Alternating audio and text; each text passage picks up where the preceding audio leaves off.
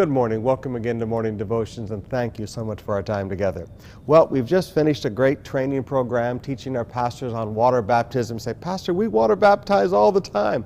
I know, but this is the new water baptism tank at East Campus that we've just opened, and it has to be done a lot differently out here than down at main campus. So we had a great training program all morning this morning for them, and we're looking forward to you joining us. If you're not water baptized, Water Baptism Weekend is coming up. We'll look forward to you being a part of it with us.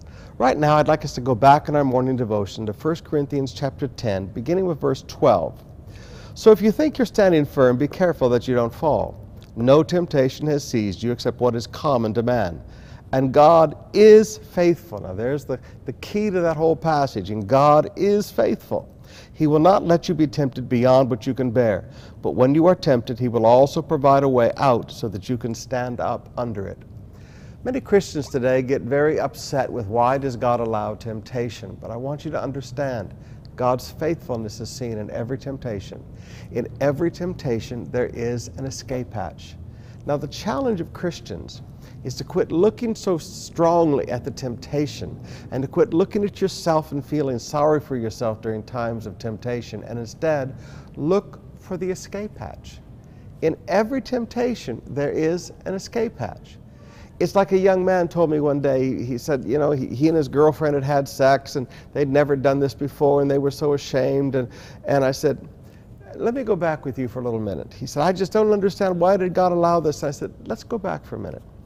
I said, when you guys were starting into this process, were there any interruptions? He said, oh yes, Pastor, just when we were starting to get into things we shouldn't get into, my phone rang.